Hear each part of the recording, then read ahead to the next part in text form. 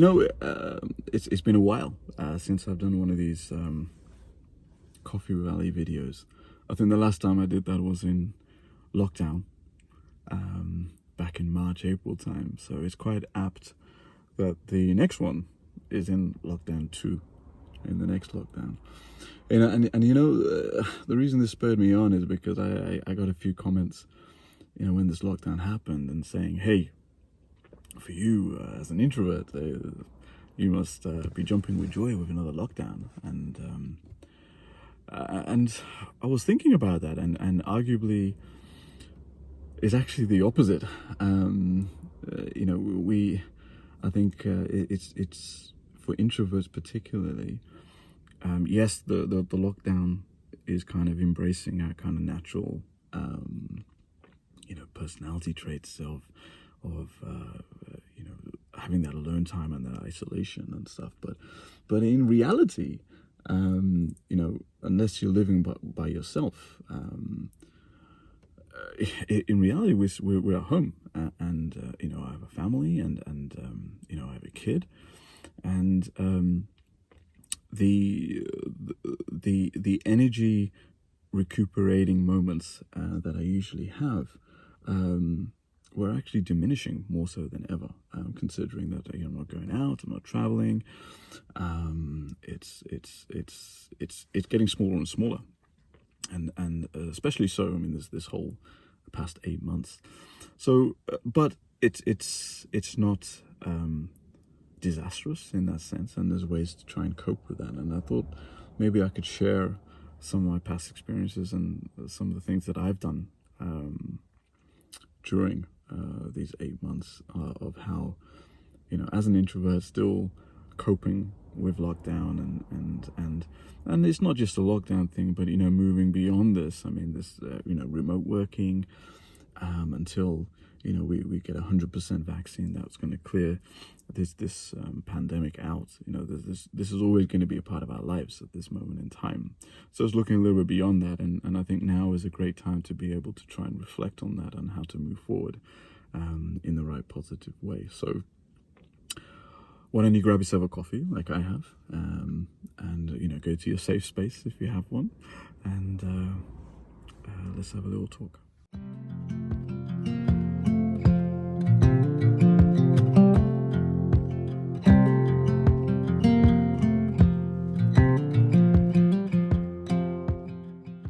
So,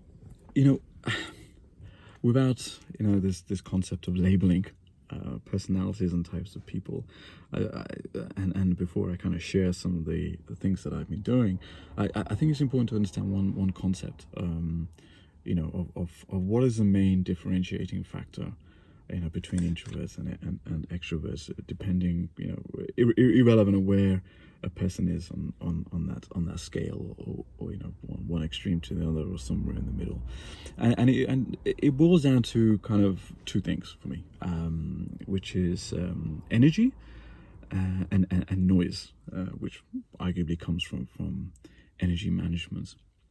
And more often than not, extroverts tend to gain energy from social interactions, from physical meetings, from talking to others, and being surrounded by life and people and activities. Whereas introverts and on a personal basis, I can say this, that for me, recuperating my energy is coming from having my little bit of alone time, my solitude, being alone in my thoughts, switching everything off and say, hey, this is just me. I just want to tinker around and do my own things, and that's how I kind of recuperate my energy. And you can argue, hey, well, during lockdown, I mean, the physical meetings are less and less, if any. But if anything, the interactions are still there, and then the subsequent noise is still there, because it may not be physical meetings, but it's all virtual now. I mean, it's all video calls, it's voice calls. If anything, that's all increased more so than anything. And then on the flip side, if you're living in a house, with other extroverts, be your partner or be your kids or be your family, roommates, friends, that's much more in your face. That physical is still there as well. So, irrespective, of being a lockdown or nothing, or not being a lockdown, the energy management and energy levels is the kind of the main core that can cause issues in trying to recuperate that energy. And along with that comes, there's noise as well. I mean, nothing more than an introvert needs is less noise as possible. Is that having that quietness, because noise, especially unnecessary noise, or unwanted noise, or noise that we cannot control, really, makes us suffer. So, taking those kind of core concepts and principles in place is and trying to overcome or manage that is, I think, one of the keys to be able to cope, not with the lockdown or with generally in life when you are living with extroverted partners and family, etc. So what are the things that I've been doing? And I think there's two areas I think that we can focus on, that I focus on personally, and what has been my strategy, and that's communication and responsibility, and embedded within those two I see that as a kind of framework, and embedded between those two, there's quite a lot of work beneath it. And let's start with communication first. I mean, it's quite easy to say, and there's quite, it's nothing new to say that, hey, you cannot assume anything. And if you want something, you got to make sure you got to communicate it properly, which is all good and well. But I think that to really get the benefit of that, I think it's important to understand what to communicate and how to communicate, and really understand that things can be said, but we got to work on that and do some homework on that. So, to be able to communicate effectively, there are certain questions that needs to be answered. And I think the first one is even though it seems quite logical and common sense, but it'd be quite surprising if you actually don't sit down and answer it, is trying to identifying yourself and your needs. What is it that you as a person needs, to want to recuperate your energy, what you need in your day-to-day active life, to be able to cope with the days that are coming through. I mean, for me personally, there's a couple of things. Hey, I need at least half an hour a day, just of pure solitude, of my own thing, just switched off from everything and just doing something myself. Little things as well, like, hey, if I'm watching a movie or something, please don't talk to me. Just let me concentrate on the movie, or we're in the middle of doing something, I gotta finish it through. So it's understanding what you need, and where your sources of energy come from. Are you more energetic during the start of the day, middle of the day, at night? Try to identify all those little areas that you need, so then you have a nice foundation of yourself.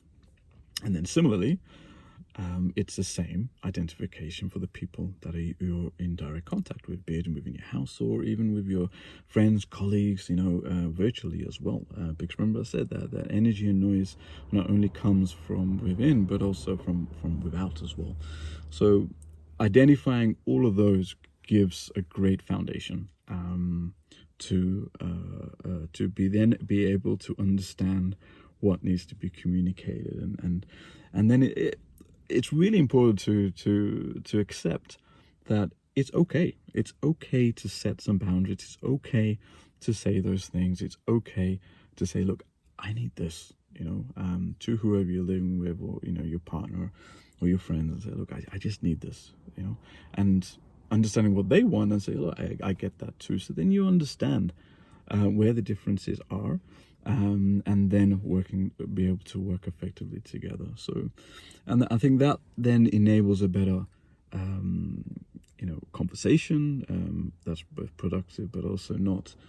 It's not then taking anything personally, And I think sometimes when you communicate without understanding the foundation, it can be taken the wrong way, and then you're in a worse position than before, right? So let's talk about responsibility.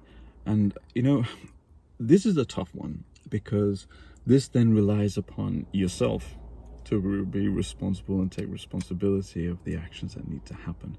So what I mean by that is that, hey, once you've identified all those needs, all those wants. I mean, hey, I need a safe space. Okay, great. I've talked about it. Perfect. I've identified my partner's needs. Great. We talked about it, what they need. Then it's about having the responsibility and following it through. And this is tough, because certain things can always get in the way. And it requires a little bit of discipline to stick to it. And sometimes, little changes need to happen, and on a day-to-day basis. Whereas some days I need to wake up a little bit earlier to be able to do what I wanted to do. To have that little bit of alone time. Okay, I'll do it half an hour earlier. And sometimes some days that's tough. And sometimes procrastination sets in, that, I'll put it off, or I need to do this, and procrastination is something I've been suffering with quite a few times during these months. But the most important thing, I think, to overcome and to ensure that responsibility is having these kind of rituals, having this kind of structure, having that kind of schedule, and the key is consistency.